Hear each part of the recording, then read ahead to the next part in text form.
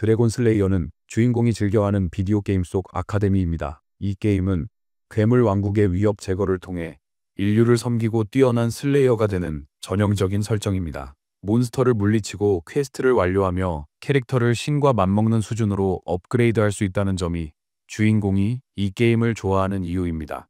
그는 뼈 빠지게 노력하여 영웅들을 전례 없이 키워냈죠. 1000명의 NPC 학생을 S랭크로 키우자 시스템이 그에게 독점 퀘스트를 부여하는데 이는 오직 그만이 접근할 수 있었습니다. 퀘스트가 EX 랭크이니 여기서 얻을 전리품도 EX 랭크겠죠. S랭크가 최고였던 지금까지 영웅들을 EX 레벨로 강화할 수 있다니 엄청난 기회죠. 퀘스트 시작과 동시에 드래곤 슬레이어 아카데미 게임으로 이 세계 전이 됩니다. 대부분의 이 세계물과 달리 그는 이 디지털 세계에 온 것에 놀라거나 혼란스러워하지도 않습니다. 좋아하는 게임에 매주 화요일 빨려 들어가는 게 일상인 것처럼요. 아무튼 스탯을 확인해보자 예상대로 모두 0이었습니다. 스킬, 특성, 장비 아무것도 없었죠. 그때 또 다른 시스템 메시지가 나타납니다. 게임 첫 전의를 기념해 특별하고 독점적인 특성을 부여받았죠. 이 특성들이 어떤 능력을 가졌는지는 아직 자세히 모르지만 곧 알게 될 겁니다. 그는 이 특성들이 예전처럼 강해지는 데 도움이 되기를 바랍니다. 여기서부터 게임이 공식적으로 시작됩니다. 또 다른 시스템 창은 튜토리얼을 준비하라고 알립니다. 10분 생존 시 드래곤 슬레이어 아카데미 신입생 키트가 보상으로 주어집니다. 이 말에 그는 미소 짓습니다. 낮은 몹 상대로 살아남는 건 위협이 안 되거든요. 그는 몬스터 주의를 끌지 않고 10분만 버티면 됩니다. 과거에도 써먹었던 전략이지만 주인공은 곧 큰 코 다칠 걸 전혀 모르고 있죠. 으르렁거리는 소리와 육중한 발소리는 하급 몬스터의 것이 아닐 겁니다. 하늘엔 용 2마리가 싸우고 있죠. 당연히 그는 숲을 질주하며 부수적 피해를 피하고 방금 본 것을 도저히 믿을 수 없어 합니다. 고작 튜토리얼에 S랭크 보스 둘이라니 말도 안 돼. 이 전례 없는 사건은 난이도가 EX이기 때문일 겁니다. 한편 화룡이 마법 스킬 중 하나를 사용해 거대한 화염을 방출하려 합니다. 공격이 너무 강해 주인공이 벗어나지 못하면 그 자리에서 잿더미가 될 겁니다. 그는 자신이 받았던 특수 특성 중 복사 스킬을 사용하기로 결심합니다. 이름처럼 복사는 타인의 특성 스킬을 일시적으로 복사합니다. 스킬 복사에 성공하려면 해당 스킬을 자세히 살펴봐야 합니다. 스킬 복사를 위한 두 번째 조건은 대상의 이름과 랭크를 확인하는 것이지만 이 게임의 전 챔피언이었던 그에게는 이 조건이 그리 어렵지 않습니다. 그리고 그는 지체 없이 원소 저항 특성을 복사합니다. 이 원소 저항 스킬로 그는 화상을 피합니다. 스킬도 훔칠 수 있으면 좋겠지만 현재는 몸에 마나가 부족해 아무것도 사용할 수 없습니다. 갑자기 그는 불 뿜으려는 파이어 드래곤 때문에 바람이 역으로 부는 것을 알아차립니다. 다른 전기 속성 드래곤도 거대 브레스 공격을 준비 중입니다. 위험을 감지한 주인공은 사라지기 전 반대 방향으로 달립니다. 브레스 공격은 용이 특징적인 기술입니다. 원소 저항이 있어도 난장판에 휘말리면 산채로 구워질 위험은 여전합니다. 그가 도망치자 두 드래곤은 엄청난 폭발을 일으켰습니다. 그때 10분의 카운트다운이 끝나고 주인공은 통구이가 되기 전에 퀘스트를 완료하게 됩니다. 보상으로 드래곤 슬레이어 아카데미 교복, 학생증, 기차표를 받았습니다. 두 번째 튜토리얼은 기차로 드래곤 슬레이어 아카데미에 가는 것이다. 장면은 드래곤 슬레이어 아카데미행 기차로 바뀝니다. 입학하는 학생 수가 많아 기차는 빈자리 하나 없이 꽉 찼고 카타나를 든 학생 한 명이 승객에게 좌석 양보를 부탁합니다. 하지만 카타나를 든 학생에게 돌아온 대답은 세상 모르고 잠든 소녀의 침묵뿐이었습니다. 바로 그 순간 주인공도 혹시나 남는 자리가 있을까 싶어 기차에 올라탑니다. 카타나를 든 학생은 자는 여학생이 대답할 기분이 아닌 것 같다 말합니다. 바로 그때 소녀가 잠에서 깨어납니다. 주인공은 그녀에게 자리를 나눠달라 하고 소녀는 기꺼이 응하는 듯 합니다. 자리를 잡은 그는 친절에 감사하며 자신을 기모라고 소개합니다. 소녀도 인사에 화답하며 자신을 서예인이라고 소개합니다. 카타나 든 남자는 이 세상의 불공평함에 망연자실합니다. 자신은 거절당했지만 주인공은 허락을 받았거든요. 아무도 묻지 않았지만 그는 자신을 고현우라고 소개하고 서예인에게서 돌아온 유일한 반응은 또다시 차가운 침묵뿐입니다. 어쨌든 그 역시 기회에 감사하며 자리를 잡고 앉습니다. 기모는 현우에게 왜 기차에 늦었냐고 묻습니다. 카타나를 든 남자는 오는 길에 본 2마리의 드래곤이 너무 장엄해 오늘 할 일을 잊을 뻔했다고 합니다. 주인공도 그두 괴물을 봤지만 그의 경험은 유쾌하지 않아 차라리 떠올리고 싶지 않은 기억이었죠. 마침내 기차는 움직이기 시작합니다. 드래곤 슬레이어 아카데미는 주인공이 새로운 영웅을 육성할 때마다 늘 찾았던 곳이기 때문에 그곳의 모든 것을 손바닥처럼 훤히 꿰뚫고 있죠. 그래서 아카데미 방문에 별 흥미가 없었던 거죠. 탐험할 새 것도 없다고 생각했으니까요. 기차에 타기 전까지는요. 김호는 같은 칸 학생들, 다른 학생들, 기차 직원들 중 누구도 본 기억이 없습니다. 기존에 알던 NPC가 아니라 완전히 새롭고 낯선 인물들이었던 거죠. 이 세계는 그가 알던 게임과 유사하나 등장인물은 완전히 달랐습니다. 이는 다가올 사건, 퀘스트도 바뀌었다는 의미죠. 이 게임을 헤쳐나가며 미지에 경계하죠. 지금 그를 몹시 괴롭히는 것은 옆에 있는 소녀의 텅 빈 시선입니다. 예인은 모든 것을 스탯이나 쓸모있는 데이터로 바꾸는 특별한 눈을 가졌습니다. 예를 들어 그녀는 앞에 앉은 카타나 남자의 스탯이나 정보를 꿰뚫어 볼 수 있죠. 그녀는 그가 평범한 특성을 가진 보통 사람임을 알죠. 하지만 주인공의 스탯은 이해 불가해요. 아무리 뚫어지게 봐도 그의 강함을 알 수 없으니 그가 돋보일 수밖에요. 그녀가 그를 멍한 표정으로 계속 쳐다본 이유죠. 그녀는 관심 있는 이에게 친절하게 대하라는 매니저 말을 떠올립니다. 그러면 더 가까워질 수 있다고요. 그래서 그 조언을 마음에 새기고 여행을 위해 가져온 중요한 물건과 간식이 든 캐리어를 꺼냅니다. 착하게 보여 친해지려 그에게 쿠키를 건넵니다. 물론 김은 그녀의 갑작스럽고 예상치 못한 행동에 당황했지만 거절하는 것은 무례하다고 생각해 쿠키를 받습니다. 대화를 이어가려고 그는 그녀가 직접 구웠냐 묻고 소녀는 긍정합니다. 이제야 맛이 평범한 이유가 설명되네요. 김은 이어서 현우에게 시선을 돌려 그의 옆에 놓인 기묘한 장검에 대해 묻습니다. 카타나를 든 남자는 이 검이 자기 문파의 성물이라며 대단한 자부심을 보입니다. 이렇게 감싸둔 건 봉인을 풀 자격이 없어 그대로 뒀다고 합니다. 이 카타나를 가질 자격이 생길 때까지 예비용 철검을 사용할 겁니다. 대화 중 금발 남자가 갑자기 불쑥 끼어듭니다.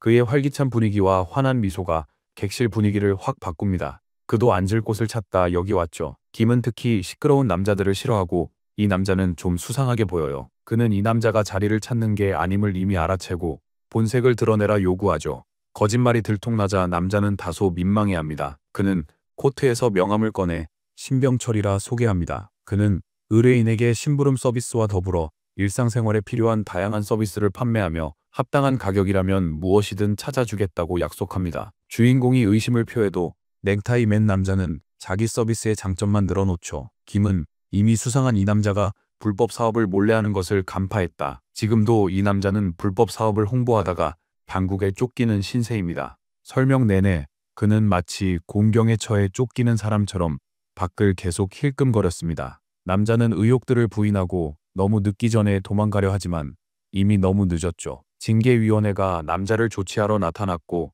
그는 망했다는 걸 직감합니다. 이 징계위원회에 대해 말하자면 아카데미 내의 법과 질서를 담당하는 학생들 자체 조직입니다. 네, 정부보다 막강한 권한을 가진 그 징계위원회입니다. 그들은 시간을 지체하지 않고 권위를 내세워 이 사업가에게 불법적인 물품들을 내놓으라고 요구합니다. 불쌍한 남자는 자신의 사소한 잘못에도 불구하고 마치 끔찍한 식인 살인마처럼 취급받으며 변호하려 합니다.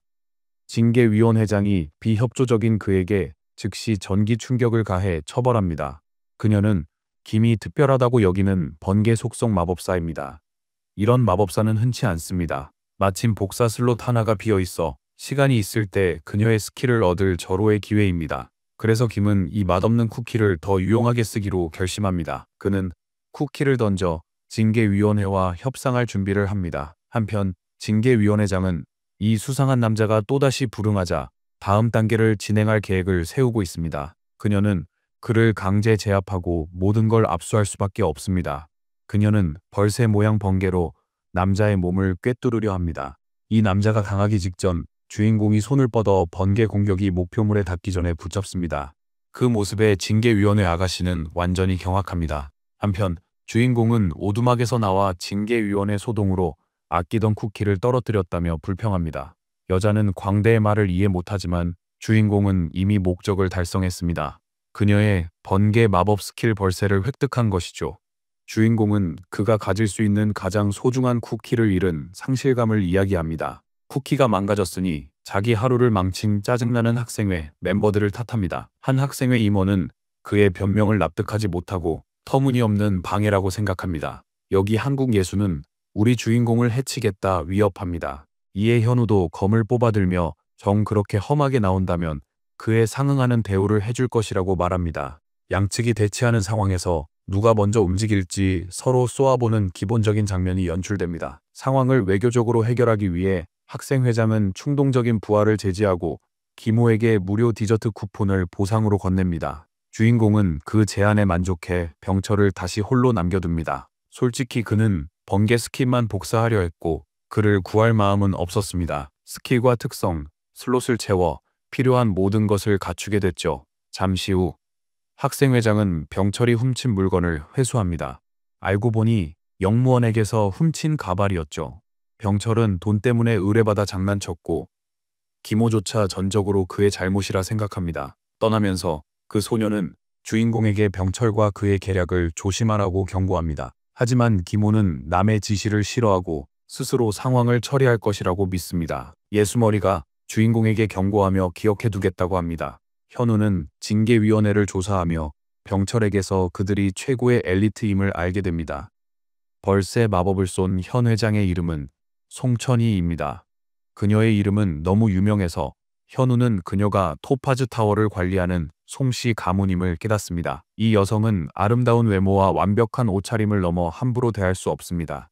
할아버지는 바로 뇌전의 군주 송명훈입니다. 한마디 할게요. 천희의 미래 남자친구가 누군지도 모르는데 벌써 불쌍해지네요. 그녀를 따르던 이들 역시 평범치 않은 인물들입니다. 그 중에는 권왕의 뛰어난 제자 조벽도 있고요. 그리고 검제 본인의 뛰어난 제자인 한소민이 있습니다. 마지막으로 금요한, 이 친구 놀리긴 하지만 황금 연꽃 정자의 유일한 후계자입니다. 위원들 소개를 마친 병철은 이제 자리를 떠야겠다고 생각합니다. 그가 사라지자 현우는 주인공에게 흥미롭게 다가가 그가 벌인 쿠키 희생 소동에 대해 묻습니다. 김호가 쿠키 하나로 싸움에 휘말리는 게 이상하게 느껴졌습니다. 진실을 밝히며 김호는 천혜의 엄청난 번개 마법을 확인하러 왔다고 말합니다. 이 설명에 현우는 놀랍니다. 벌새 마법을 막아서는 주인공을 봤기 때문이죠. 이에 김호는 그 마법에 대해 묻습니다. 잠시 고민하던 현우는 이전에 그 마법을 본 적이 없었고 직접 눈으로 시연을 봤음에도 불구하고 방출된 번개 벌새를 보지도 못했다고 회상합니다. 마치 그 공격은 상대를 해칠 의도 없이 그저 기절시키려는 것 같았습니다. 김호는 설명을 듣고 절반은 수긍합니다. 그는 이어서 벌새의 비행 패턴에서 영감을 얻어 왜 벌새 마법이라 불리는지 더 깊이 파고듭니다. 일반적으론 마법 시전 시 성능은 마법사 능력에 달렸죠. 벌새 스킬을 쓴 건 천혜의 실력 증명이죠. 만약 주인공이 전문 마법사와 상대했다면 시전자가 비행 패턴을 바꿀 수 있었을 테니 벌새를 못 잡았을 겁니다. 하지만 이상하게도 패턴을 바꾸는 대신 그의 손에 잡히고 말았죠. 이는 단 한 가지를 의미합니다. 천혜는 능력 제어에 있어서 개선이 필요하다는 것을요. 이 시점에서 현우는 주인공의 깊이 있는 설명과 마법에 대한 심취에 진심으로 감탄합니다. 그 마법이 발사될 때 김호가 알아차린 게 하나 더 있어요. 그는 천혜가 D랭크 힘만으로 E랭크 능력을 사용할 수 있는 재능을 가졌다고 평가하며 이는 그녀가 강력한 특성을 지녔거나 내면 만화가 풍부할 가능성이 있다고 암시합니다. 김호는 그녀가 뇌전 군주의 손녀 명성처럼 쉽게 성장하리라 생각하죠. 현우에게 집중해보면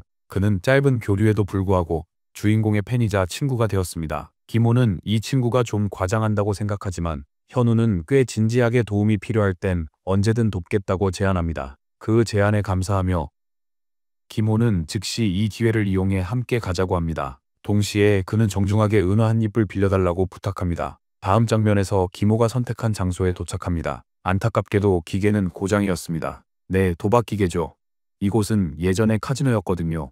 현우의 눈에는 기계가 낡고 고장난 것처럼 보이지만 김호는 자신의 전 재산, 즉 현우에게 받은 은화 한 잎을 전부 걸 생각입니다.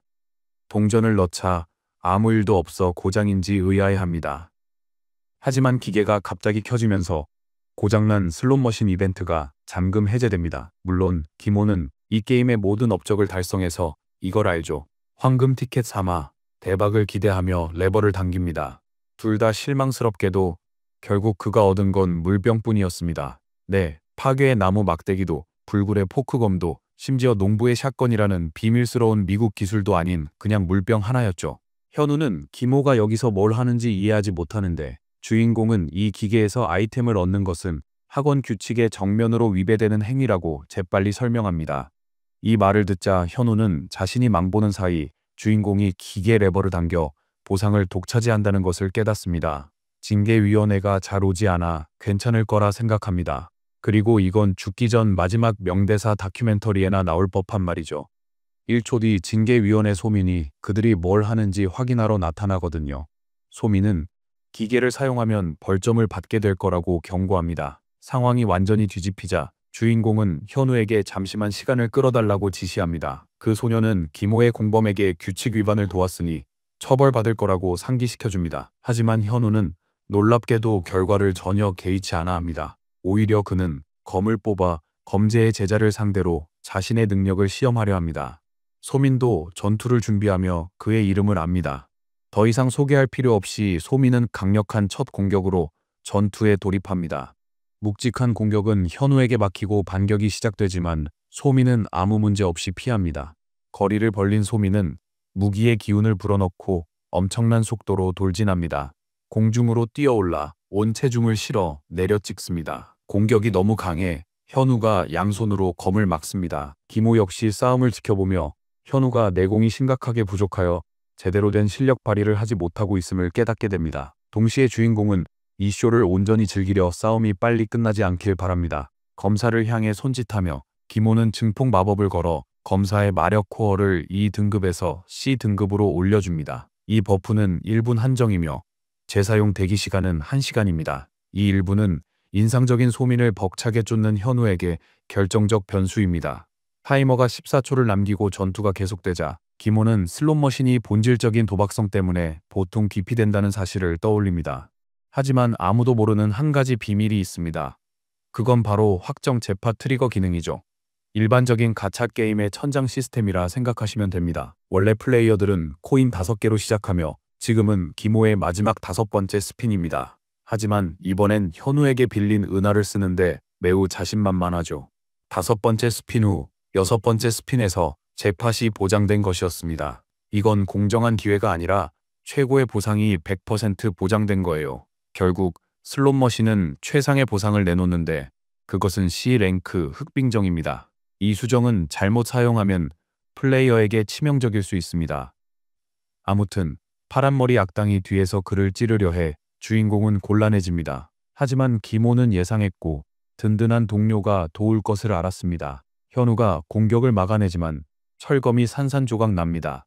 시간이 다 되었지만 소민이 경악스럽게도 이 남자는 경고 문구를 읽고도 흑빙정을 그대로 마셔버립니다. 바로 시스템이 몸의 빈결 상태를 발동합니다. 예상대로 그는 숨막혀 하는데 왕좌의 게임 조프리 독살 장면처럼요. 그런데 흥미롭게도 주인공은 빈결 상태가 계속 적용되고 해제되며 무한 반복되어 불과 1초 뒤 기모는 아무렇지 않게 일어서 징계위원과 현우를 놀라게 합니다. 이 장면 직후 현우가 병에서 뭘 마셨는지 묻자 기모는 만화 회복 비약이었다고 답합니다. 이제 슬롯머신 6번째 스핀에 대해 더 이야기해볼까요? 이걸 사용하면 흑빙정이 나오는데 이건 대부분의 초보자들에게 아주 치명적이라 끔찍한 죽음을 맞이하게 됩니다. 아주 치명적이어서 손톱만한 조각만으로도 몸이 얼어붙어 동상처럼 되죠. 기본적으로 메두사의 석화 능력처럼 스스로 파멸을 자초하는 것과 다름없습니다. 치명적이지만 기모는 자신이 그 법칙의 예외라고 설명합니다. 그 이유는 그의 S랭크 원소 저항 때문이죠. 튜토리얼 퀘스트에서 S랭크 드래곤에게서 얻은 특성이요. 그 때문에 그의 몸은 빈결 상태를 계속해서 적용하고 해제하여 완전히 무효화시킵니다. 하지만 그것만이 아니죠. 수정을 섭취한 후 막대한 에너지를 쉽게 얻게 됩니다.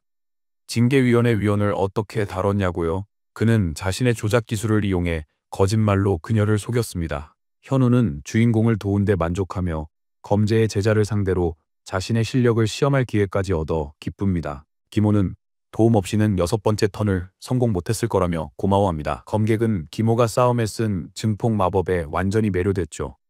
하지만 주인공은 거절하며 원할 때마다 쓸 수 있는 게 아니라고 말하는데 쿨타임 때문에 사실이긴 합니다. 기모의 설명은 타당해요. 현우조차 그 강력한 스킬엔 단점이 따름을 이해하니까요. 잠꾸러기 예인인 그들의 말을 겨우 알아듣죠. 마침말 나온 김에 우리 3인방은 기차 종착역인 던전섬에 거의 다 왔습니다. 던전섬은 수많은 던전으로 유명하며 이전에는 어떤 법도 통하지 않는 범죄자들이 들끓는 곳이었습니다. 최초의 영웅 드래곤 슬레이어가 섬에 나타나면서 모든 것이 바뀌었습니다. 그는 모든 범죄자를 소탕했습니다. 그 후 홀로 모든 던전을 정복한 뒤 섬을 기반으로 도시를 세웠습니다. 그 도시는 놀라운 전사들을 길러내는 드래곤 슬레이어 아카데미 설립으로 이어졌죠. 결국 기관에 도착한 현우는 군중의 태도에 놀랍니다. 이곳은 각계각층의 다양한 학생들로 가득합니다. 뜻밖의 셋은 위원장 천희와 마주치고 그녀는 현우를 자기 사무실로 부르려 합니다. 장면은 위원회실로 전환됩니다. 그곳은 워낙 무서운 신문 장소라 들어간 사람은 결코 예전과 같을 수 없다고 악명 높죠.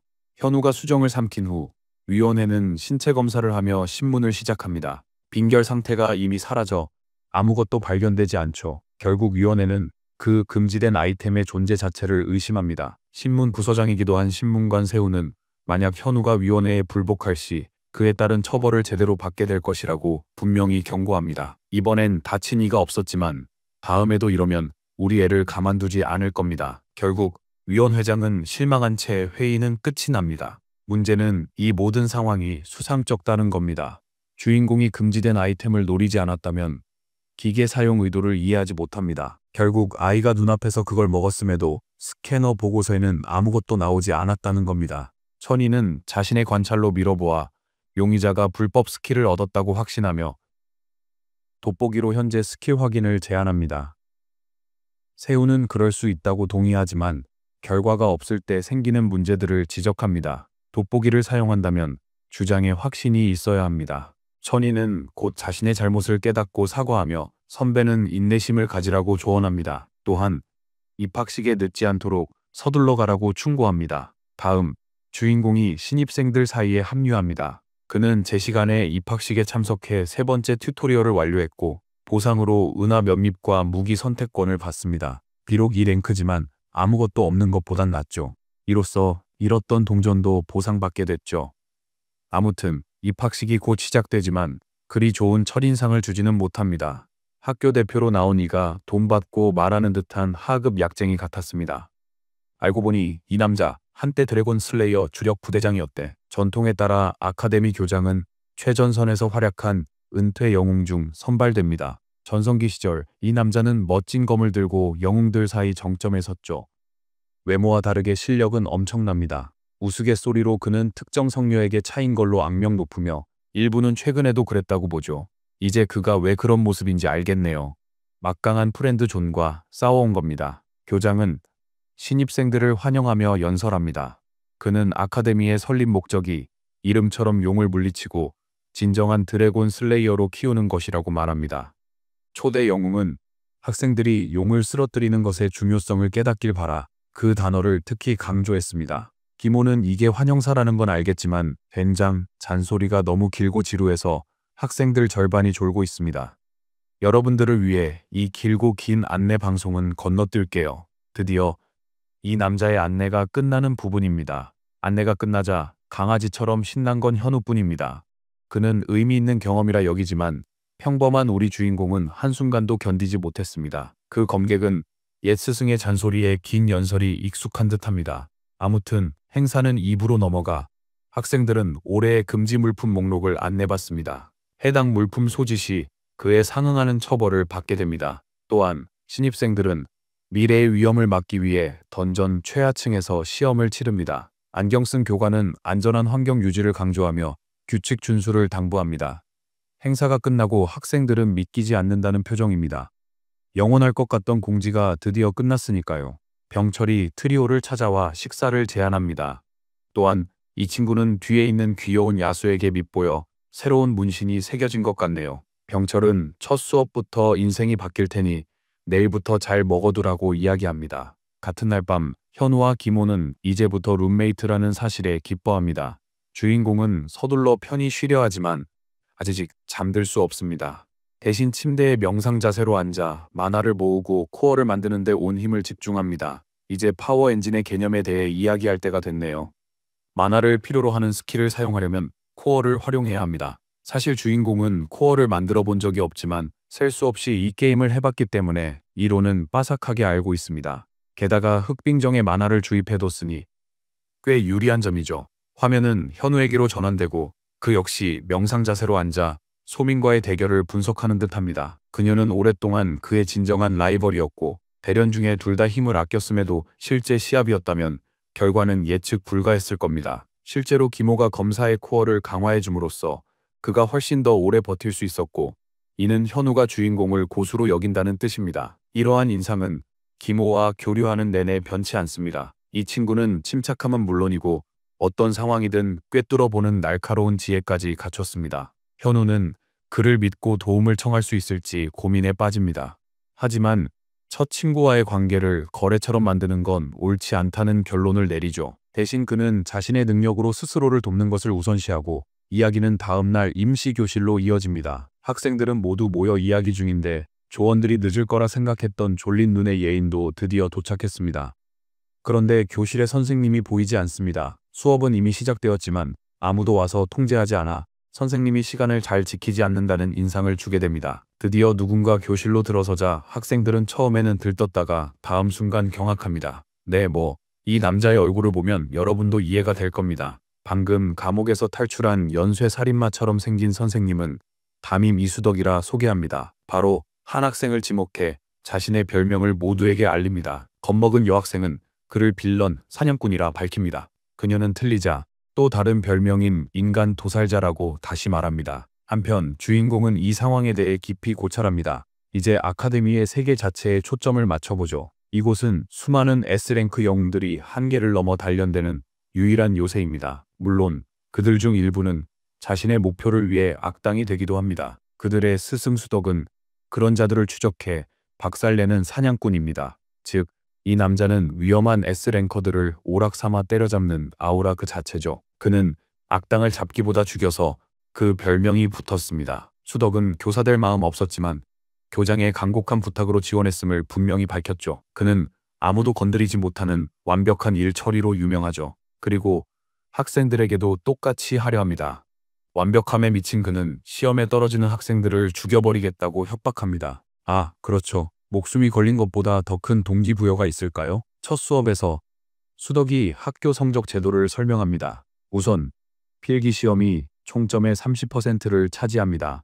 문제없이 생활하면 태도 점수 10%를 받는데 거저주는 점수죠. 물론 조심하지 않으면 이 점수는 쉽게 0점이 되어 전체 성적에 영향을 줍니다. 수덕은 학생들 중 몇 명이라도 졸업하려면 한 명 한 명 똑똑히 지켜보겠다고 비꼬듯 말하죠.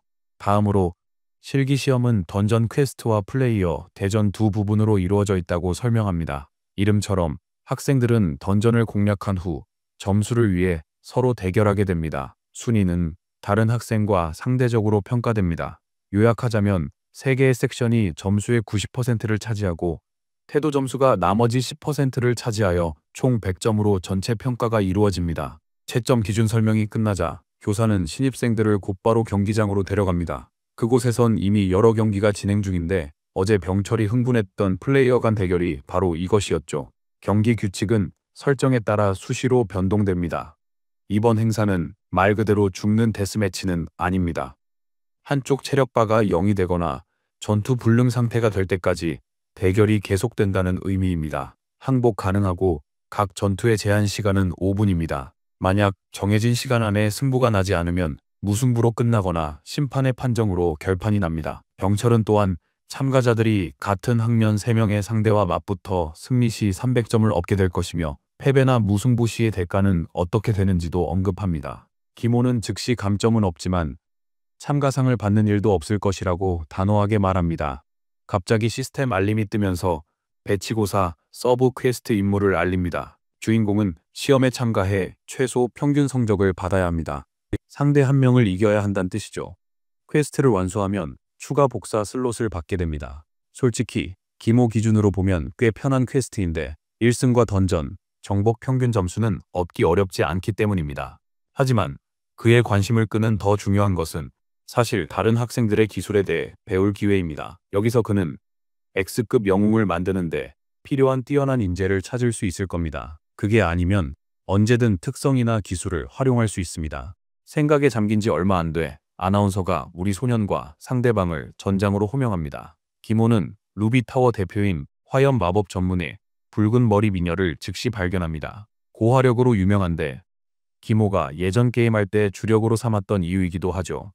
하지만 이 소녀는 앞으로 5분간 그의 실험 대상이 될 겁니다. 근데 그녀는 듣보잡인 녀석과 붙게 되어 좀 실망한 눈치더군요.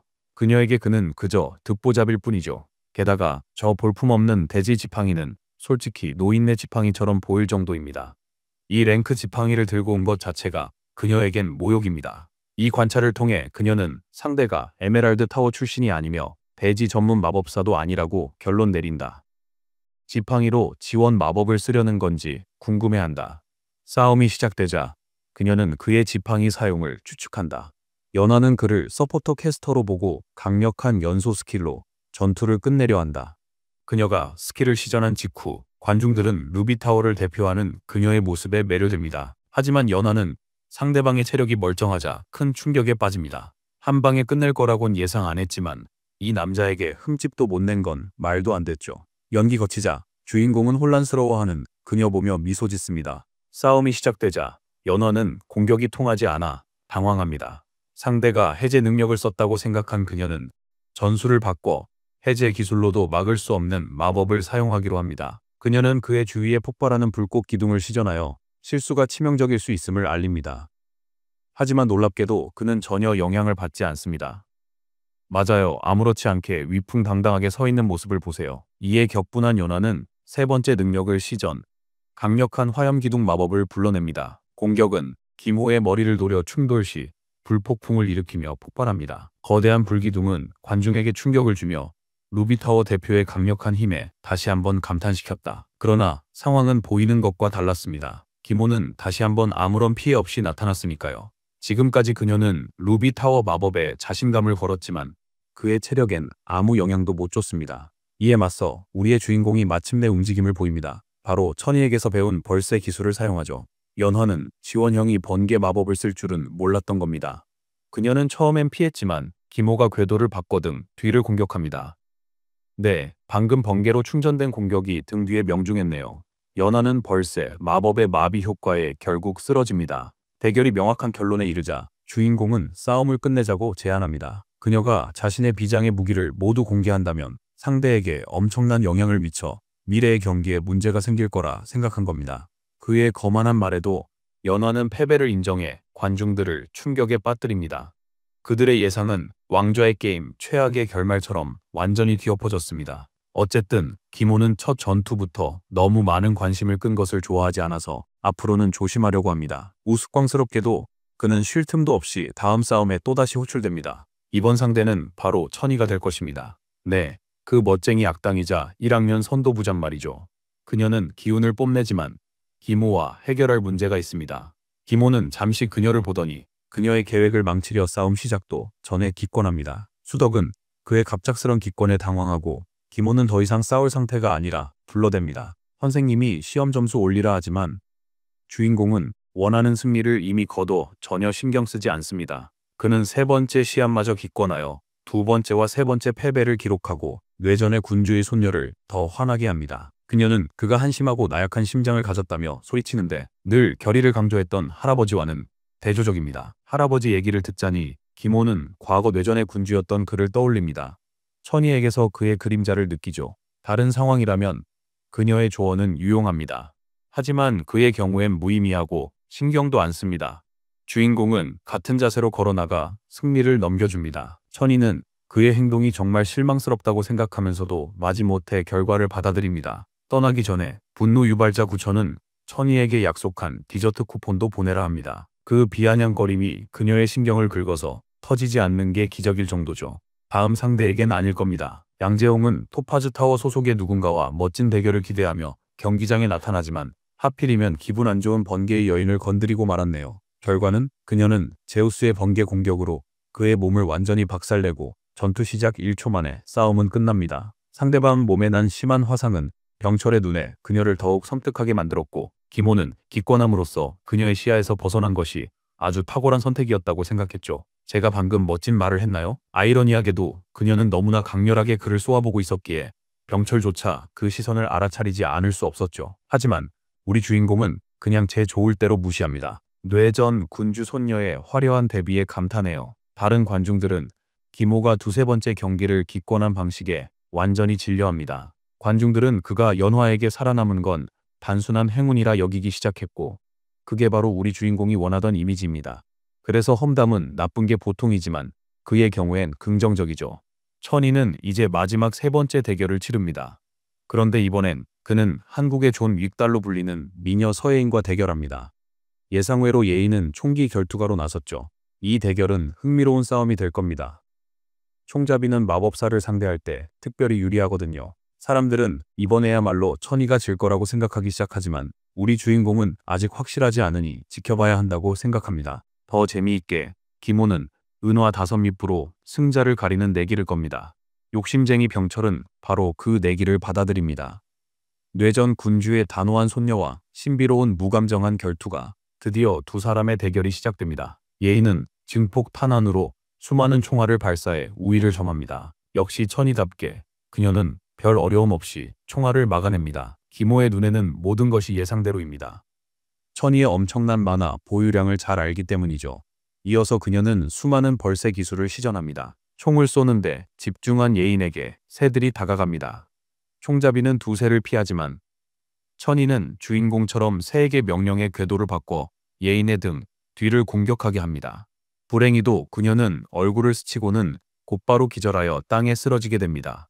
물론 직격은 아니었습니다. 만약 그랬다면 기절 효과로 싸움이 끝났을 테니까요. 김호는 그럼에도 불구하고 예인의 움직임이 느려졌고 첫 새의 감정 공격으로 다음 공격은 피하지 못할 것이 분명하다고 말합니다. 상황은 주인공 예측대로 흘러가 천희 승리로 이어질 겁니다. 하지만 그때 예상치 못한 반전이 일어납니다. 멋진 예인이 연막탄을 던져 상대를 혼란시키고 연막으로 시야를 가립니다. 다른 수류탄이었다면 천희가 맞지 않았을 테니 김호도 놀랄 전술입니다. 연막 때문에 번개 마법사의 시야 가려져서 전투가 복잡해졌고 이제 예인이 마침내 우위를 점할 수 있는 기회입니다. 총잡이가 조준해서 천희의 등에 정확히 한 발을 명중시킵니다. 언뜻 보기엔 공격이 제대로 들어간 것 같지만 다행히 천희가 마지막 순간에 방어막을 쳤음에도 불구하고 방심한 상태였습니다. 그녀는 심각한 위험을 깨닫고 총잡이는 다음 공격을 위해 재빨리 자리를 잡습니다. 흥미롭게도 병철은 예인이가 장비의 일부로 투명망토를 사용하는 것을 보고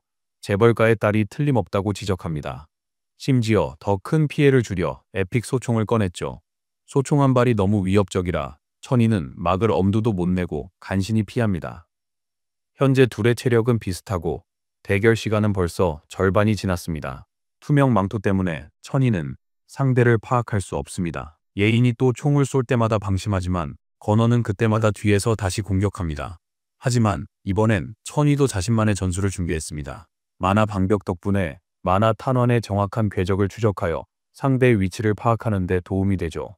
짧은 시간 안에 결심을 굳힌 번개 마법사는 땅에 전격 파동을 방출하여 예인에게 향하게 만들고 그녀가 뛰어오를 수밖에 없게 만듭니다. 첫 공격은 피했지만 천희에게 발각되어 곤경에 처합니다. 또한 건어는 공중에서 다음 공격을 피할 수 없습니다. 벌새 기술이 예인에게 날아가 명중하며 그녀를 기절시킵니다. 천희에게 안타깝게도 공격이 명중한 바로 그 순간 시간이 모두 끝나버립니다. 예인이 천희보다 낮은 체력으로 쓰러졌지만 대결은 끝났습니다. 병철은 충격받았지만 김호는 위원장 실력을 보고 정면 대결에서 누구도 그녀를 이길 수 없다고 확신하기에 놀라지 않습니다. 규칙에 따라 체력 우위의 천희가 승자로 선언됩니다. 동시에 그는 이렇게 오래 버틴 예인의 능력에 인상 깊어합니다. 결국 병철은 내기에서 지고 코인을 내어주지만 돈을 다시 따려고 곧바로 다른 내기를 하려 합니다. 우리 주인공은 그가 도박 중독임을 알고 제안을 거절합니다. 경기장으로 돌아온 검사 현우가 권왕의 제자 조백을 상대하기 위해 도착했습니다. 싸움이 흥미로워 보이자 김호는 내기에 동의하며 권왕이 이길 것이라고 결론 내립니다. 병철은 우리 주인공이 친구에게 너무 무자비하다 생각하지만 김호는 단지 사실을 말할 뿐입니다. 물론 도박 중독자는 이해 못하지만 김호는 곧 알게 될 거라 말하죠. 자신의 친구가 지켜보는 현우의 시점으로 가봅시다. 이번에 그는 힘들어도 최고의 기술을 보여주려 합니다. 그가 철검을 뽑자 상대인 백은 왜 등 뒤에 칼을 쓰지 않는지 의아해합니다. 안타깝게도 현우는 아직 때가 아니라고 말하지만 권왕의 제자는 개의치 않습니다. 어쨌든 그는 이 싸움에 100%를 쏟아부을 계획입니다. 두 선수 모두 자세를 잡고 싸움이 시작됩니다. 공격에 나선 백은 검사의 첫 공격을 피하며 불꽃 펀치를 날릴 자세를 잡습니다. 현우조차 그의 움직임이 최고 수준임을 인정할 정도죠. 방금 그 펀치는 현우가 맞고도 그 위력을 온전히 느낄 만큼 강했습니다. 실제로 충격만으로 몸 전체가 날아갔습니다. 현우는 상황을 완벽히 이해합니다. 평범한 공격으로는 이 싸움에서 버틸 수 없을 겁니다. 상대인 벽은 어뢰처럼 몸을 날려 또 다른 공격을 하고 검사는 한 방으로 싸움을 끝낼 준비를 합니다. 자신의 청류검 기술을 펼치며 벽에 강화된 주먹에 맞섭니다. 하지만 현우에겐 실망스럽게도 격돌 중 그의 검은 산산조각 났죠. 무기가 부서지자 검사, 아니 이제 검없는 검객은 재빨리 패배를 인정합니다. 결국 벽 어깨에 작은 상처를 냈고 벽은 다음 만남을 고대합니다. 김호가 예상했던 대로 싸움이 끝나는데 철검은 현우의 실력에 비해 너무 약한 무기이기 때문입니다. 열차에서 싸우는 걸 본 주인공의 첫 생각이었죠. 현우는 싸울 때마다 철검을 부수는데 강박이 있는 듯합니다. 반면에 병철은 또 다른 이변에 고통받고 있습니다. 불쌍한 병철은 제때 대가를 바라는 김호에게 당해요. 병철이 은화가 부족하자 김호는 그에게 다른 방법으로 지불할 기회를 줍니다. 우리 주인공은 그에게 정보로 대가를 치르라 합니다.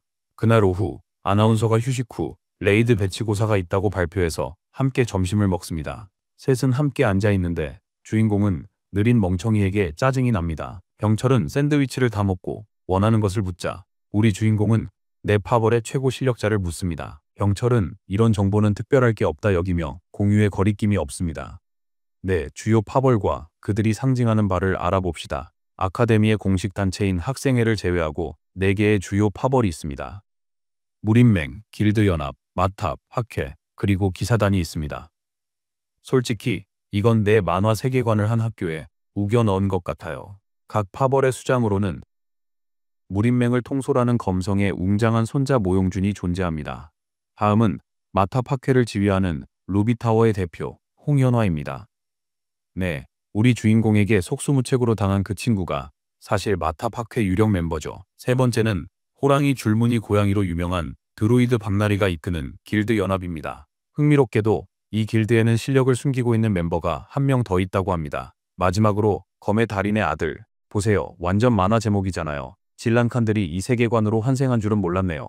이성현은 네 번째, 마지막 세력인 기사단을 대표합니다. 병철이 공유한 목록을 보니 라인업이 참 대단하네요. 문득 현우가 보이지 않는다는 걸 깨달아요. 병철은 동아리 회장을 떠올리고 걱정하며 달려가고 김호는 어리둥절합니다. 그가 가고 나자 그는 말없는 예인과 단둘이 남습니다. 김호는 그 소녀가 몹시 외로워 보여 안쓰러운 마음이 들어 저번에 자신에게 나눠준 쿠키에 대해 이야기하며 대화를 시도합니다. 김호는 춘혜에게 받은 쿠폰이 있어 쿠키 보답으로 한턱 내겠다고 말한다. 쿠폰으로 만난 블루베리 케이크가 나오자 예인도 기쁘게 합류한다. 케이크를 먹다 춘혜와의 대결에 대한 그의 의견과 패배 이유를 묻는다. 김호는 일반 만화 탄환으론 만화 방벽을 뚫기 어려워 만화 보유량이 높은 마법사 상대로 이기기 힘들다고 답한다. 김호는 예인이 탄환 증폭 재능을 갈고 닦으면 전세를 역전시킬 수 있다고 믿는다. 건어는 만화 훈련에 무관심하고 주인공은 그녀가 평생 만화 훈련을 한 적 없다는 사실에 놀랍니다. 호기심의 만화 탄환 생성 과정을 묻자 그녀는 혼란스러운 표정을 짓습니다. 김호는 그녀의 대답을 듣고 마법 탄환 스킬 훈련 경험이 없는지 물었지만 소녀는 전혀 배운 적이 없다며 강하게 부정한다. 건어에게 마법 탄환은 기본이기에 그 대답에 그는 완전히 당황합니다. 김호는 예인이 지금까지 본능만으로 총을 쏘았던 건지 궁금했고 만화 훈련 기초도 모른 채 천혜를 상대로 버텼다는 생각에 머리가 어지러웠습니다. 그녀가 얼마나 헤매고 있는지 깨달은 김호는 약간의 도움을 주기로 결심하고 만화 제어에 익숙해지고 마법 탄환 스킬을 배우면 모든 것이 훨씬 쉬워질 거라고 설명합니다. 얼마 후 드디어 배치고사가 시작됩니다. 학생들이 강당에 모이자 담임 선생님이 정복시험의 규칙을 설명하기 시작합니다. 포털 앞에 선 그는 이번 시험이 안개숲으로 알려진 던전 안에서 치러질 것이라고 말합니다. 이어서 남자는 던전의 첫 규칙, 하이스코어부터 특별 조건을 설명한다. 기본적으로 각 학생이 10분 안에 처치하는 몬스터의 수가 점수가 되므로 목표는 시간이 다 되기 전에 최대한 많은 몬스터를 쓰러뜨리는 것이다. 두 번째 규칙은 그들이 고정 구역이라고 부르는 것으로, 쉽게 말하면 모든 장비, 특성, 그리고 기본적인 모든 것이 F랭크로 낮아지는 일종의 랭크 잠금 구역입니다. 담임 선생님은 이 랭크 잠금의 영향을 코어까지 받게 될 것이라며, 특히 만화 운용에 관해서는 다른 생각을 품지 말라고 경고한다. 설명이 끝나자 던전으로 입장할 학생들을 한 명씩 호명합니다. 규칙이 불공평하다며 대부분의 학생들이 불평하자 교실은 금세 신음과 불만으로 가득 찼고, 선생님은 한소미와 최정필 같은 몇 명을 제외하고는 대다수가 쓸모없다는 것을 깨닫게 됩니다. 그 다음으로 김과 예인이 속한 조를 부릅니다. 그들이 준비하는 동안 김은 그녀에게 소총을 써서 접근하는 적들을 헤드샷으로 노리라고 조언합니다. 한편 천혜는 총잡이도 아닌 녀석이 마치 전문가인 양 전술 조언을 하는 것을 이상하게 여길 수밖에 없습니다. 그 후 둘은 헤어지고 김은 홀로 던전으로 들어섭니다. 오랜만에 이곳을 다시 찾은 그는 자신의 강함이 얼마나 되는지 시험합니다. 타이머가 시작되자 그는 지체 없이 자신의 허술한 매복이 통할 거라고 생각했던 고블린을 쓰러뜨립니다. 안개숲에서는 몬스터가 어디서든 나타나 혼돈에 익숙지 않은 학생들은 고전합니다. 모든 시스템이 그렇듯 이 던전도 허점이 있는데, 김호는 반복되는 고정 패턴이 가장 큰 약점임을 압니다. 고블린 위치를 떠올리니 C 패턴의 일부일 거라 추측합니다. 그렇게 생각하며 단검을 준비해 타이밍 맞춰 던져 오우거의 눈과 두개골을 정확히 꿰뚫었습니다. 잠시 지팡이가 필요 없을지도 모른다 생각하며 쓰러진 몬스터의 무기를 전리품처럼 무심하게 집어들고는 미소 짓습니다. 그때부터 그는 점수를 쌓고 망설임 없이 전투에 뛰어듭니다. 김호가 날뛰는 동안 트롤 2마리가 그에게 돌진하지만 김호는 꿈쩍도 하지 않아 상황은 뜻대로 되지 않습니다. 떠나기 직전 김호는 리플레이 기능이 있다는 것을 기억하고 영상을 삭제합니다. 시스템이 몬스터 행동을 자신의 움직임과 동기화하면 나중에 곤란해질 수 있기 때문입니다. 겨우 3분 만에 그는 서브퀘스트 요구치를 훨씬 넘는 점수를 얻었고, 불필요한 관심을 끌지 않는 것이 최선이라 판단합니다. 그가 밖으로 나섰을 때 완전히 지쳐서 힘들다고 중얼거리는 예인을 발견합니다. 김호가 일찍 나오는 것을 본 담임 선생님은 그가 PVP 대결을 기권했던 학생임을 알아채고 이번에도 10분을 채우지 못했다고 생각합니다.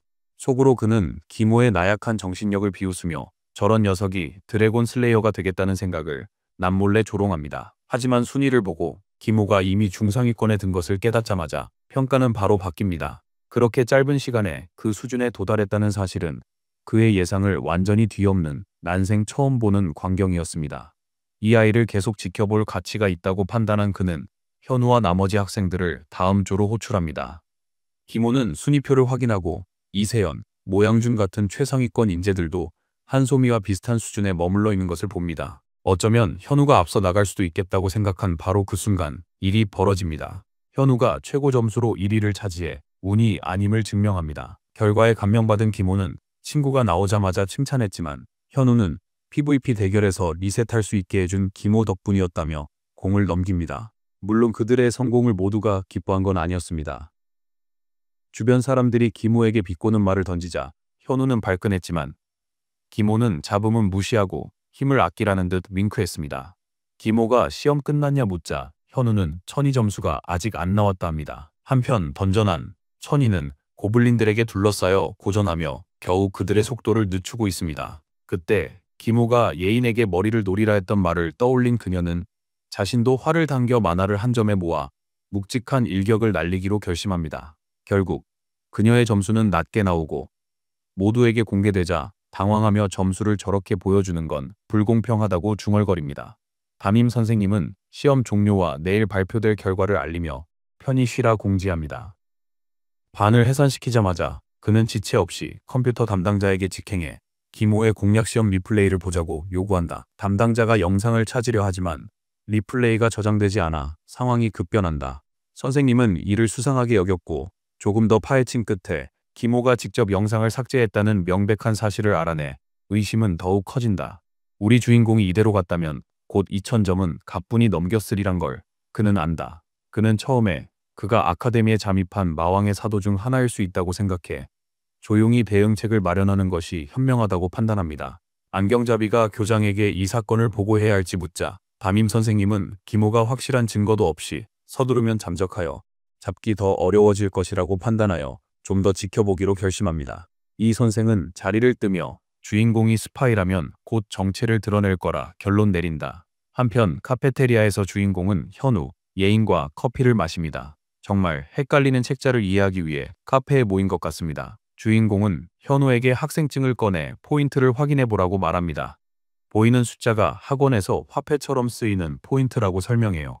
또한 책에 언급된 것처럼 던전 퀘스트로 포인트를 얻고 아이템이나 서비스 구매는 물론 다른 학생들의 리플레이를 포함해 던전을 나가기 직전에 열람 가능한 기록도 살 수 있다고 덧붙입니다. 100포인트로 산 소민의 리플레이를 자랑합니다.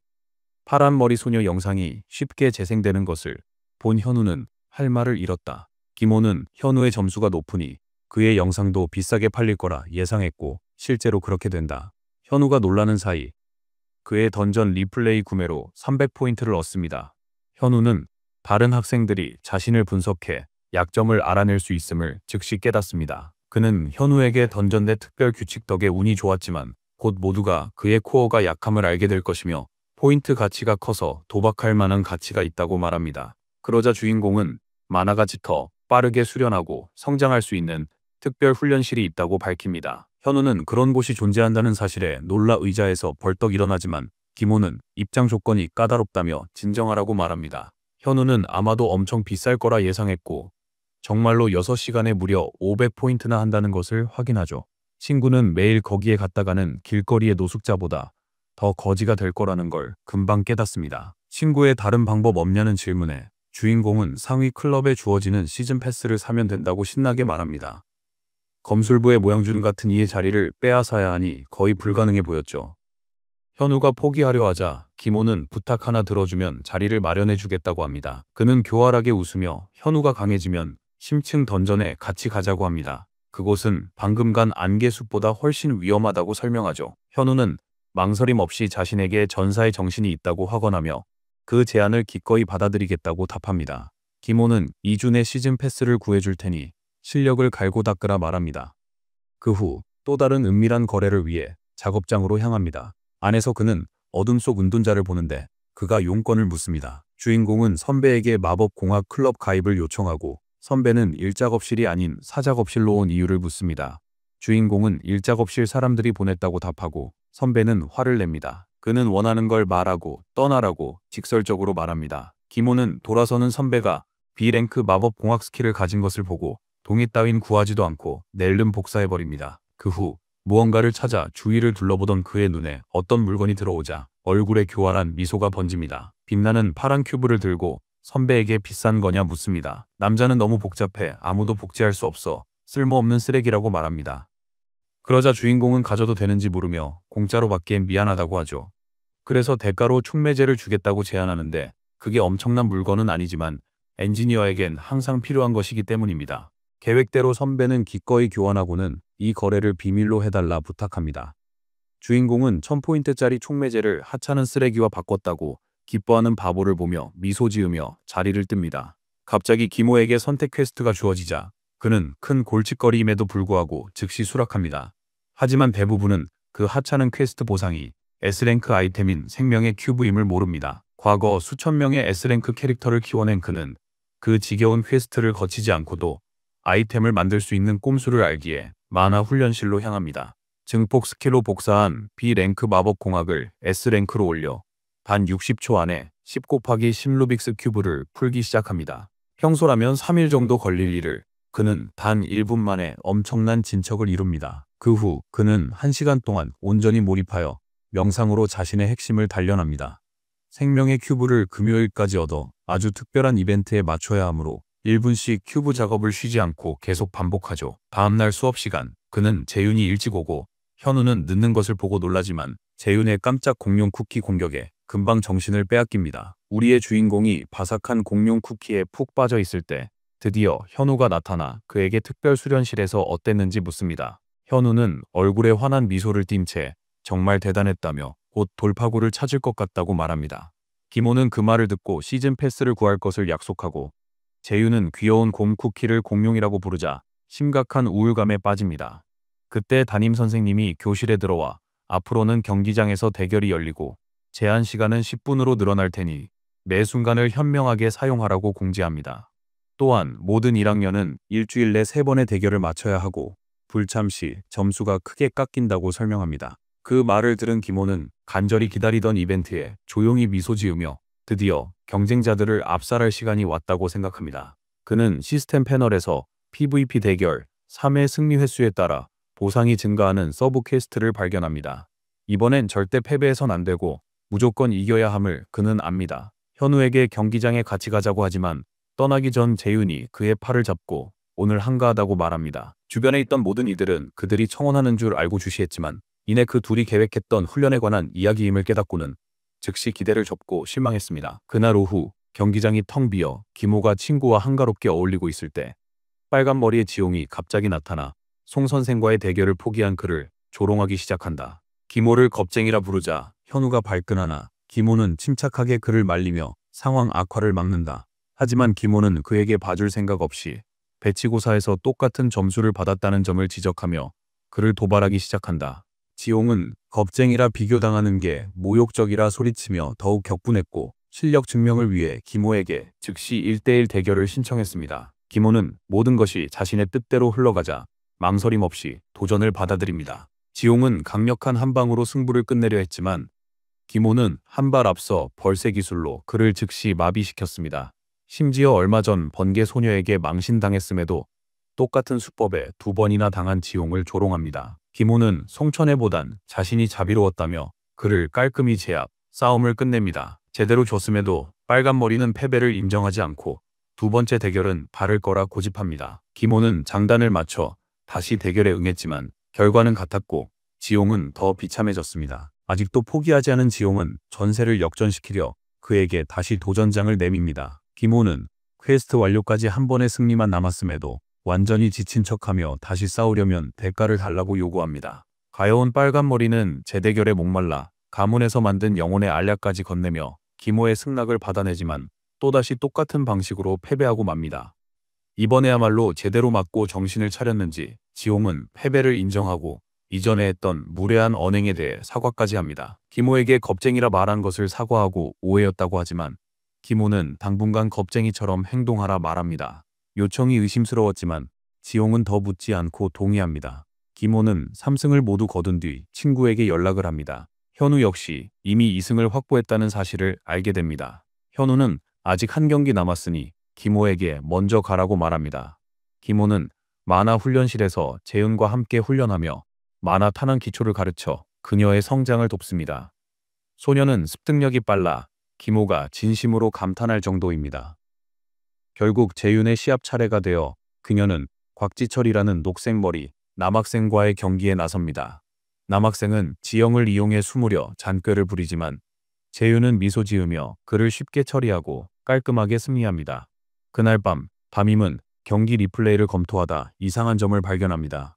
재윤의 전투를 본 그는 어떻게 이틀 만에 이렇게 늘었는지 의문을 갖기 시작합니다.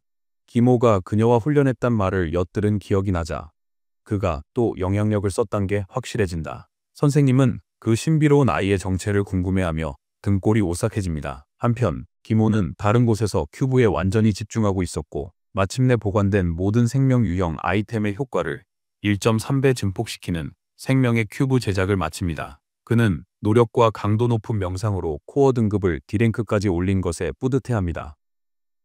이제 스킬 만화 소모가 덜 고통스러울 겁니다. 모든 준비를 마친 그는 주인공은 새 발명품을 광고할 준비를 합니다.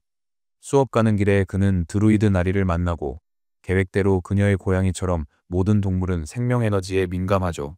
그래서 큐브는 즉시 호랑이 고양이를 유인하고 그 녀석은 곧장 뛰어들어 아주 편안하게 자리를 잡습니다. 나리는 호기심 많은 고양이가 너무 들이대자 미안해하며 정중히 나와달라고 부탁합니다. 드루이드인 그녀는 그 발명품에서 나오는 생명 에너지를 즉시 감지하죠. 바로 그때 김은 그녀에게 가봐야 하니 전 여친보다 더 집착하는 고양이를 데려가 달라고 말합니다. 신비한 큐브에 흥미를 느낀 나리는 그에게 3반 출신인지 묻고 그 후에도 계속 사과하며 마침내 자리를 뜹니다. 그 결과 자연 동아리의 시선을 사로잡고 그 귀한 시즌 패스를 낚아채려는 김의 조용한 임무는 대성공을 거둡니다. 그는 대망의 행사를 위해 만반의 준비를 합니다. 이후 수업 시간, 지루한 선생님 강의 중에도 그는 이벤트가 시작될 1분을 맹렬히 기다립니다.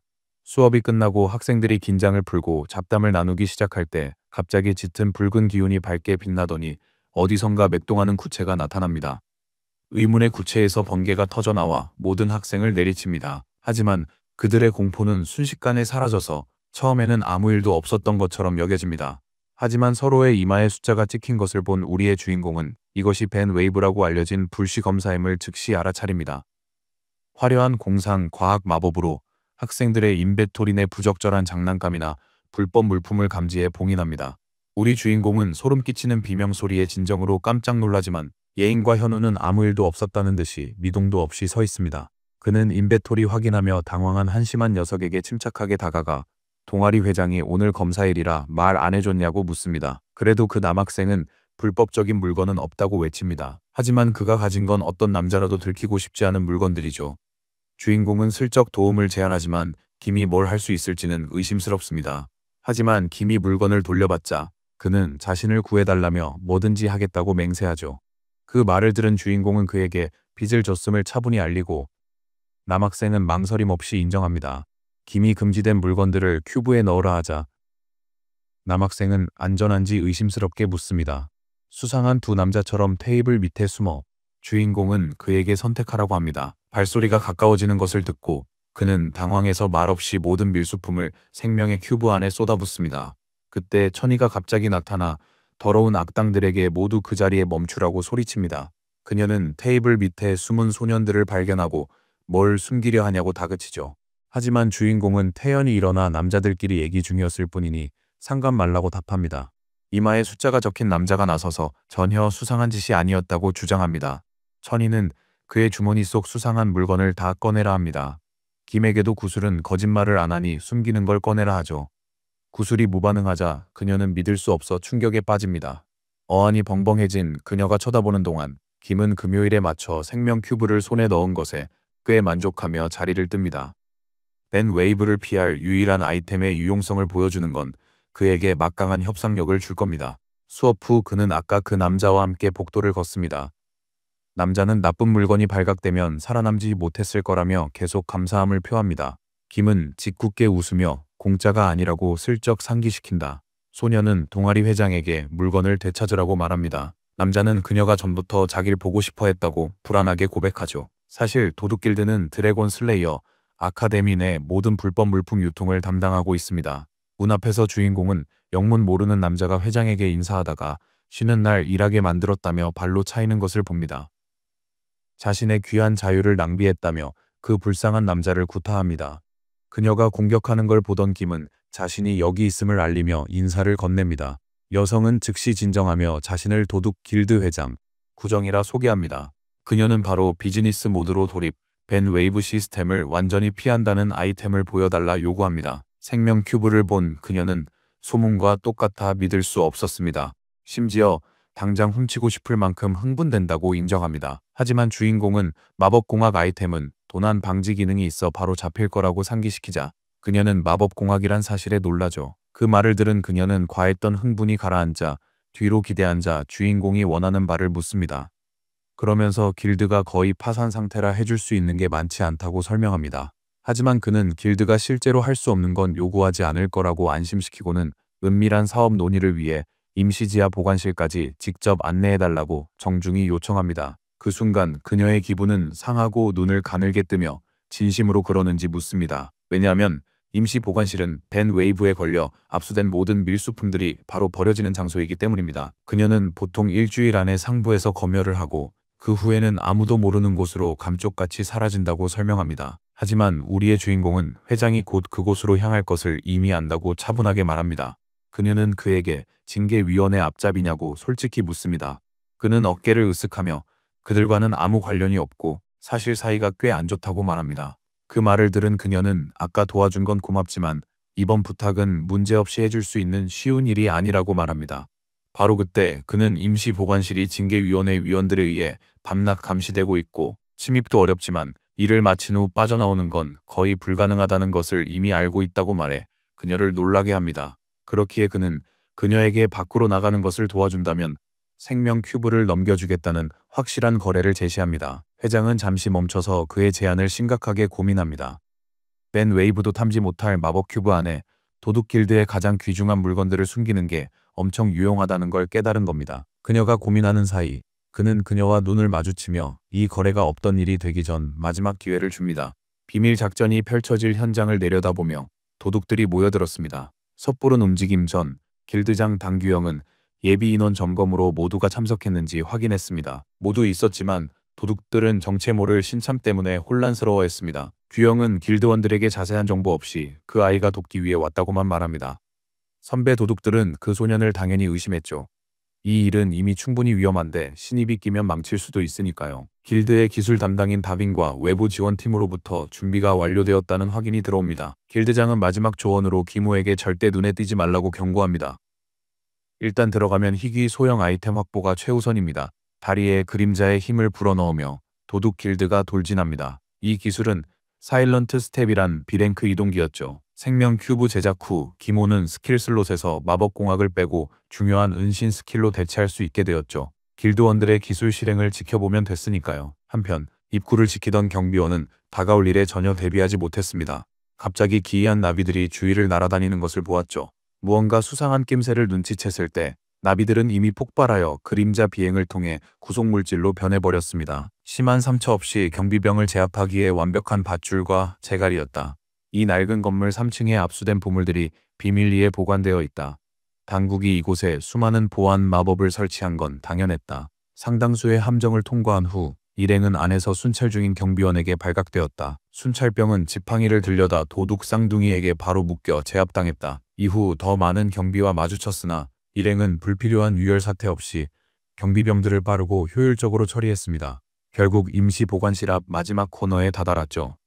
본거지 침투 전 당규영은 마지막 확인을 위해 유물을 꺼내들었습니다. 마법 유리를 통해 그녀는 보관실 문을 지키는 골칫덩이 고블린을 발견했어. 그는 지옥 절단기라는 A급 도끼를 휘두르는 3학년 상급생이야.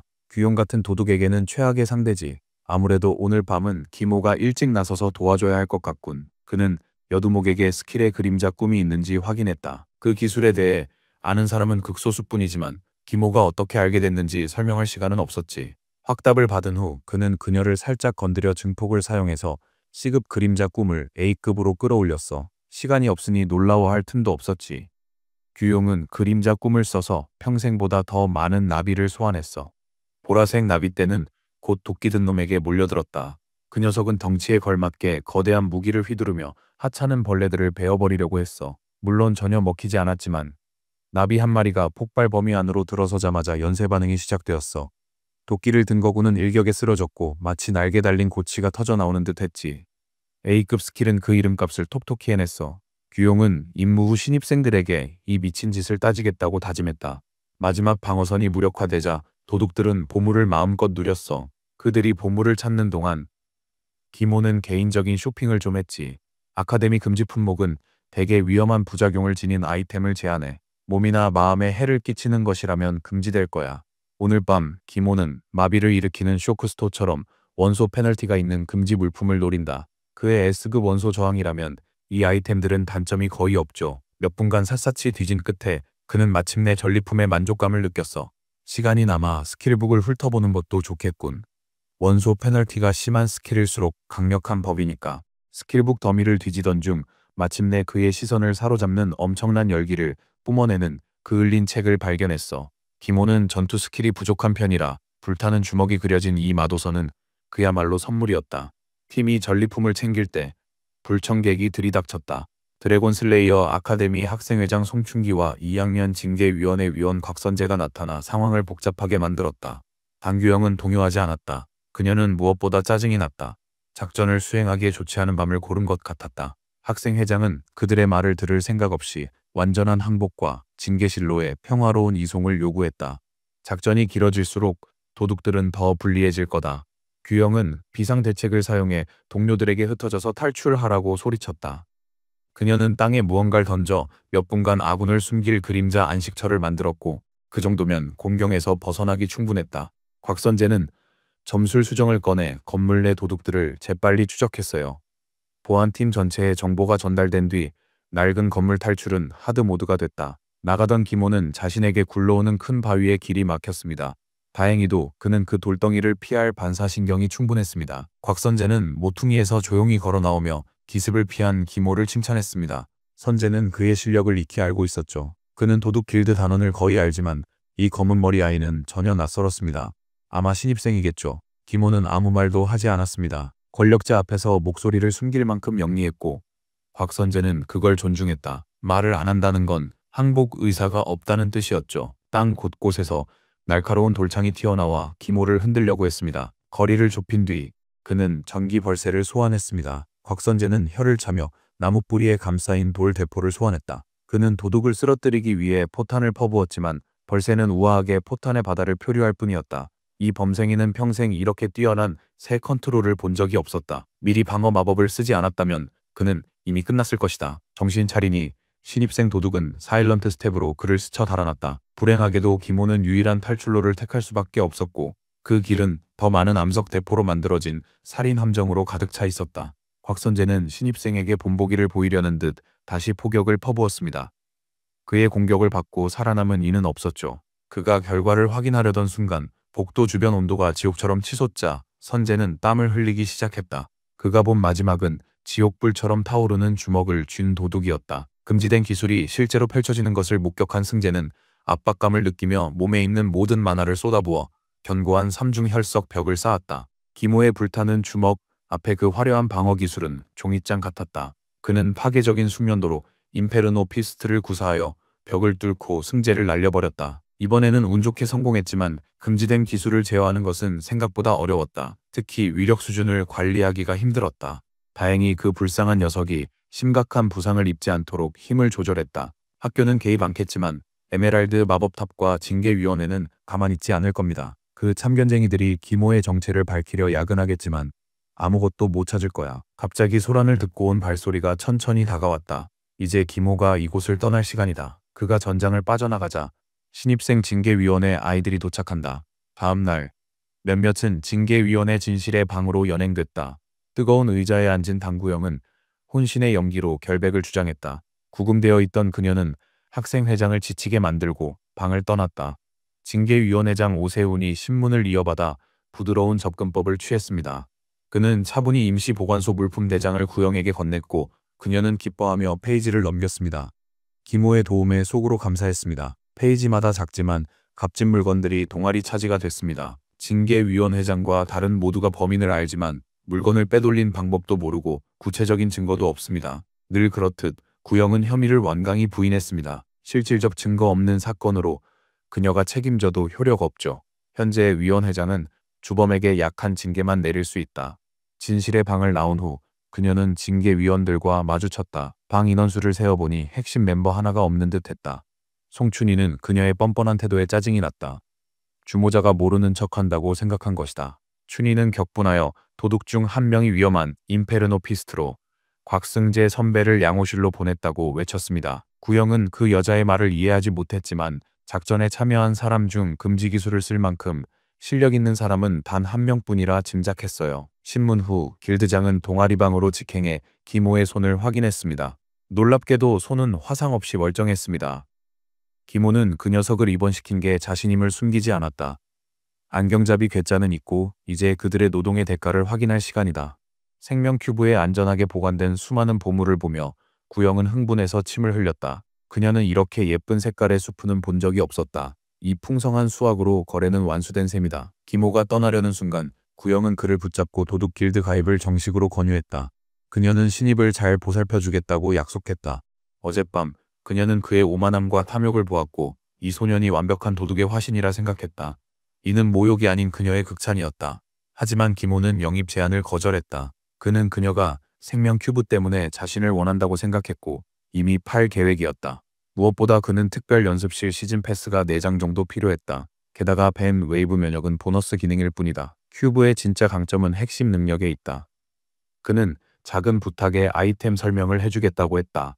김호는 신입생이 10 곱하기 10 곱하기 10 큐브를 완성했다는 소식을 마법공학 동아리 회장에게 전해 씨앗을 심고 싶었을 뿐이다. 구영은 생명 큐브가 보관된 생명 아이템 효과를 1.3배 증폭시킨다는 설명에 경악했다.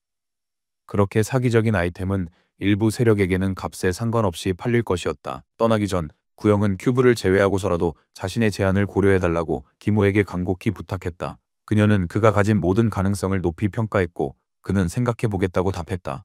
주말이 지나고 며칠 침묵하자 징계위원회도 수그러들었다. 오늘 기모는 만성 무기력 서재인과 함께 수업에 간다. 아직 월요일 아침인데도 그녀는 벌써 좀비처럼 움직이고 있다. 다음 수업 장소에 가까워질수록 기모는 에메랄드 마법탑이나 자연 동아리 소속의 꼬맹이들에게 미행당하고 있다는 확신이 들었다. 그들이 염탐해도 별 상관없지만 문제를 미리 해결하는 게 덜 성가십니다. 그래서 쥐들을 처리하는 동안 제이는 먼저 강의실로 보냈다. 서재인은 물러났지만 숨어있는 두 염탐꾼을 눈치챘습니다. 기모는 뒤돌아 짜증나는 그들과 마주했습니다. 여학생은 깜짝 놀랐고 남학생은 기모가 먼저 시비를 걸어주자 거만하게 기뻐하며 자신을 에메랄드 마법탑 소속 마법사라고 으스댔습니다. 파란 머리 소녀는 기모에게 리더를 만나달라고 정중히 초청했습니다. 하지만 기모는 단호히 거절했습니다. 탑 리더가 용건이 있다면 직접 와야지 부하를 보내는 게 아니라고 생각한 기모. 소녀는 그가 협조 안 하는 것에 만족했다. 장갑을 끼며 그는 메시지 속 타자처럼 누군가를 때리고 싶어 안달이었다. 기모도 동의한다. 기모는 쥐새끼에게 독백할 틈도 주지 않고 벌새를 날렸습니다. 벌새가 내려앉자 녹색 쥐는 완전히 마비되어 경련을 일으켰다. 쥐는 바닥의 파트너를 보고 어쩔 줄 몰라 했다. 만약 그들이 싸움을 원한다면 기모는 언제든 환영이다. 기모처럼 단호한 상대는 이길 수 없음을 안쥐 양은 소란을 피운 것에 대해 사과했다. 벌새의 움직임을 보고 그녀는 기모가 숙련된 싸움꾼임을 알았습니다. 그녀가 사과하자 그는 돌아섰고 쥐들 중 적어도 한 마리는 언제 멈춰야 할지 알 만큼 똑똑했습니다. 쥐 양은 기모가 겁쟁이라는 소문은 거짓말에 불과하다고 믿습니다. 쥐군은 호가 그저 운 좋게 때렸을 뿐이라 여깁니다. 그가 복수를 계획하고 있을 때 마법 탄환이 날아와 그의 뒤통수를 꿰뚫었습니다. 쥐 양은 어디 숨었을지 모를 저격수에 겁먹어 주위를 훑었고 현명하고 정중하게 대처하려 했지만 결국 머리에 총을 맞았습니다. 에메랄드 마법탑 대표들은 효과적으로 무력화되었습니다. 수업에서 교수는 던전이 사람들의 기운을 빼놓도록 설계되었고 안에서 자원이 바닥나면 실패임을 설명합니다. 놀랍게도 서재인은 기모보다 늦게 앉았는데 밖에서 나쁜 여자들을 처리하느라 바빴던 듯합니다. 교수는 다음 레이드 시험이 타임 어택으로 진행될 것이라 발표했다. 표층 던전은 연습 모드에서 여러 번 도전할 수 있지만 실전은 단 한 번뿐이다.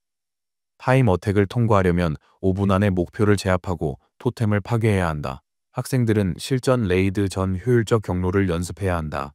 이번 과제는 2인 1조이므로 신병철은 지난 시험 최고 득점자인 고변우에게 바로 달라붙습니다. 기모는 그에게 다른 친구와 조를 짜는 걸 허락해줍니다. 그의 작은 교수가 발표하기도 전에 이미 정해진 것 같았습니다. 서재인은 이제 둘은 한 조라며 그의 소매에 찰싹 매달리네요. 이제 막 쥐들에 대한 처벌이 끝나자 에메랄드 마법탑으로 시선이 향합니다. 나무를 조종하는 민머리 남자가 부하들에게 분노와 좌절을 쏟아내고 있습니다. 결국 그의 형이자 징계위원인 사람이 도둑에게 맞았기 때문입니다. 민머리는 감정을 잘 추스르고 일이 더 나빠지기 전에 쥐새끼를 순순히 놓아줍니다.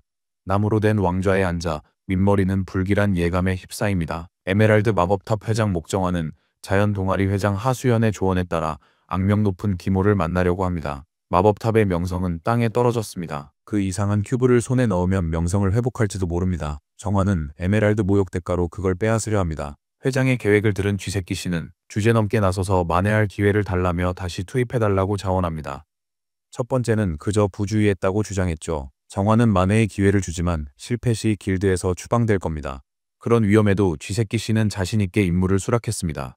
만약을 위해 목정화는 그 신입생을 처단하는 데 도움이 되도록 쥐새끼 씨에게 골렘을 빌려주기로 하죠. 에메랄드 마법탑에서 계략이 꾸며지는 동안 주인공은 서재인과 고블린 늪을 뛰어다닙니다. 이번이 첫 연습으로 타임 어택 시험에 대한 감을 잡기 위한 시험판일 뿐입니다.